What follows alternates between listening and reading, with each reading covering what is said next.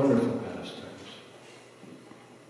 The deliverance of Jagai Madai, the transformation of Swami Bhattacharya, the renunciation of Raghunath Das Goswami, Raghunath Das at the time, the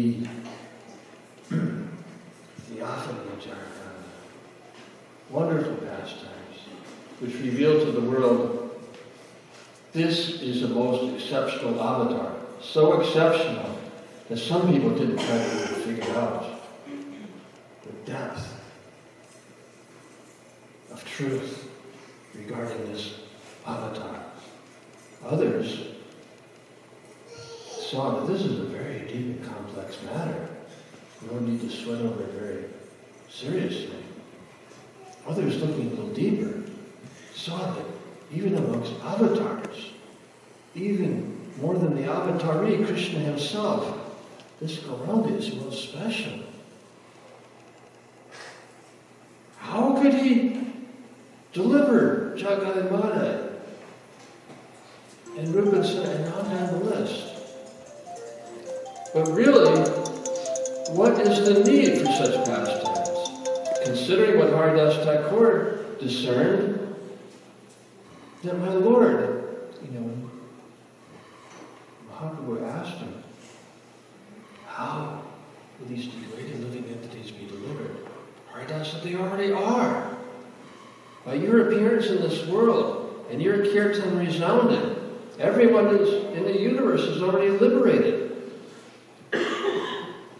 Even those who are inimical, who are hostile, who are offensive, who avoided him or purposely kept distant, they all attained the Vaikuntha's, which are always very difficult to achieve.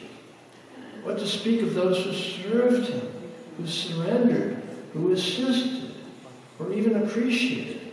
They became eligible to enter the confidential groves of Goloka Vrindavan, which is not attainable even in Vaikuntha or from Vaikuntha.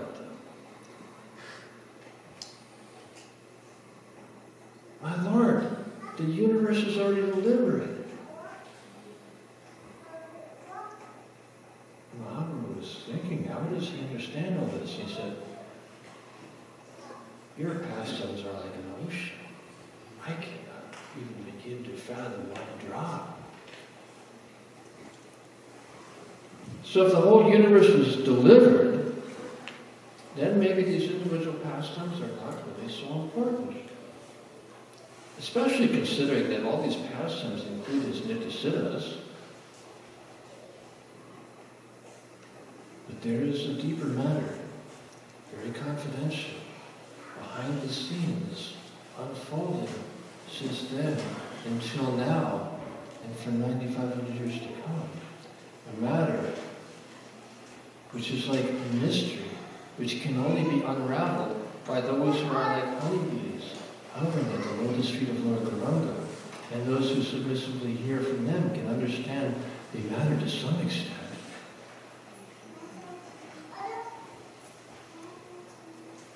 Lord Gauranga considered himself to be a gardener, distributing fruits of Goloka Vrindavan and planting seeds within the earth. The deliverance of Jagai Madai, wonderful as it was one of these seeds, seeds of hope in this world of death. An indication of things yet to be. When millions of malechas, degraded like Jagai Madai, were joined together on the sacrificial altar of the holy name, and although very degraded in the past, would become purified and worshipable even by Brahma and Shiva. The indication of that future eventuality demonstrated in the deliverance of Jagai Madai, or the renunciation of Raghunath, to demonstrate how in the future millionaires attached to wives beautiful as angels would find it all useless and irresistibly attracted to the sweet mellows of Vrindavan, walk away from, he was a single heir, to an inheritance of multi-millions.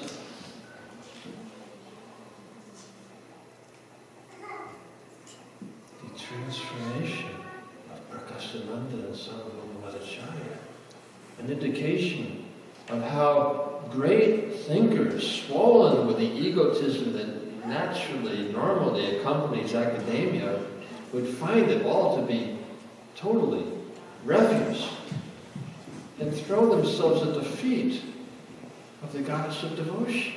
The indication being the liberation of Sarvabhaumacharya.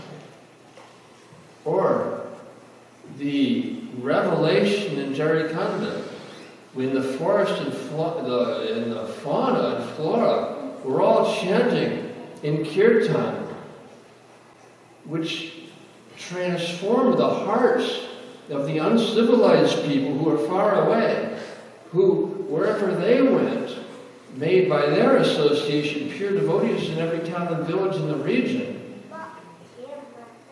Wonderful as it was more an indication of things yet to come, not during his manifest Leela. But that was a seed of the future eventuality to unfold later, to sustain those of us living in the rest of the Kali Yuga.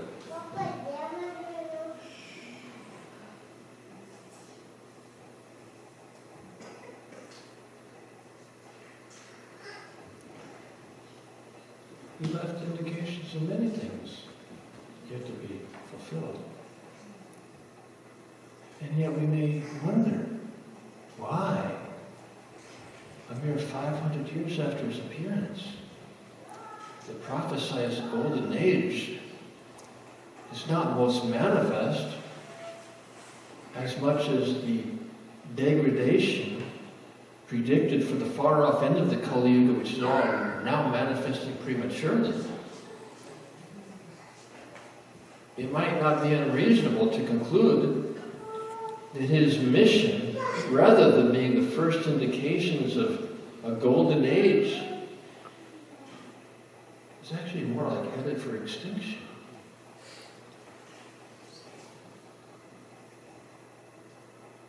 Kavi Karnapur has given us a little indication into the life and consciousness of Kali, who prevails over what is normally called Kali Yuga.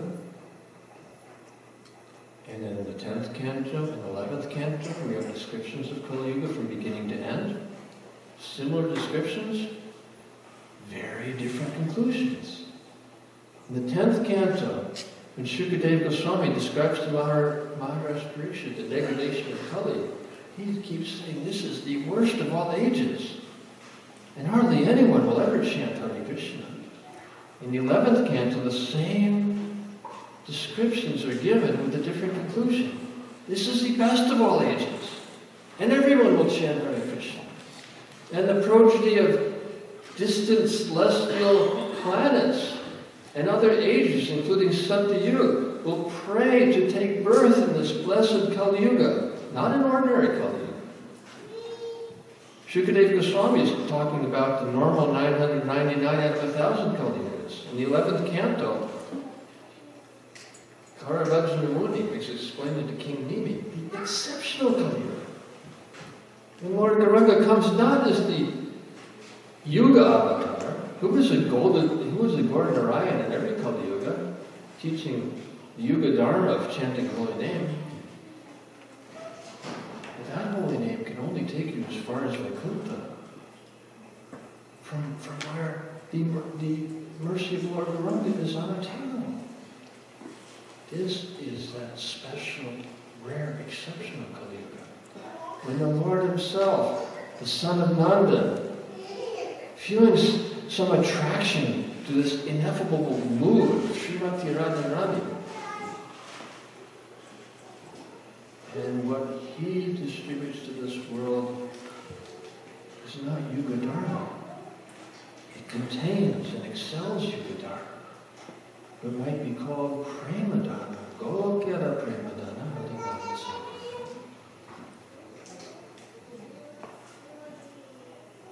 Kali, at the beginning of his age, saw that there's an effulgence coming from this cowherd boy whose complexion is like a sapphire, but is blinding the vision of everyone, as if in the darkness some bright light shines in your eyes.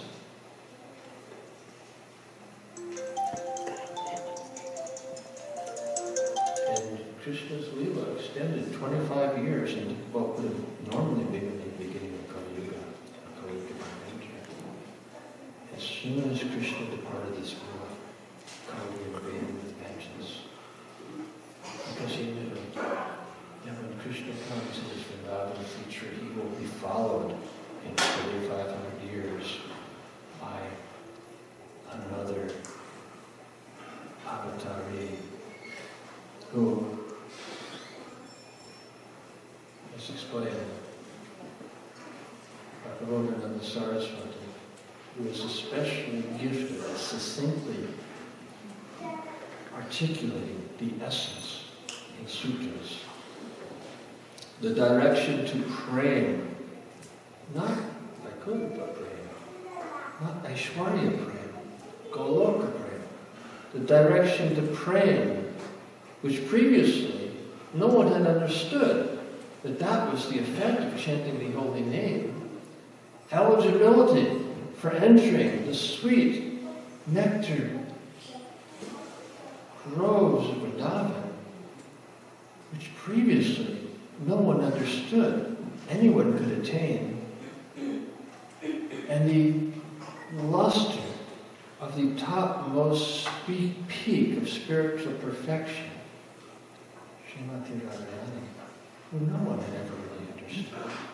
All these things, and so much more, Sri Gaura Mahaprabhu has distributed to the world in the sound of his holy name.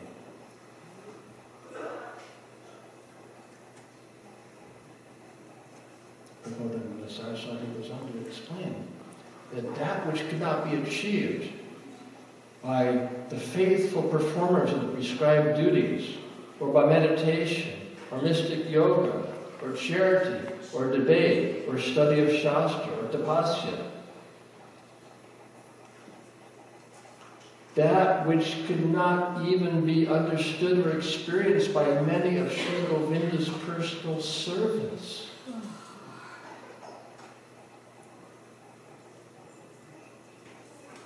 Is given only by Gaura Mahaprabhu, because he is that exceptional ocean of mercy.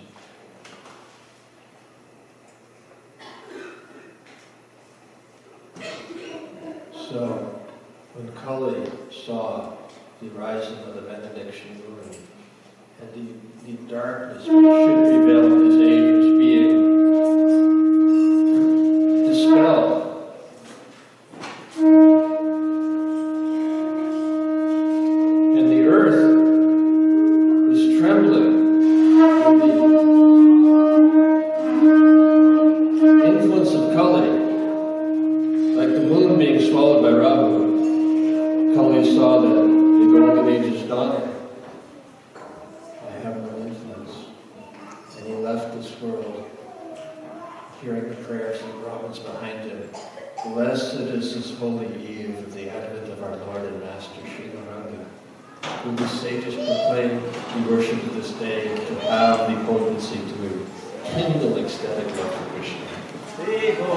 Jai Shri Gaura Mahaprabhu.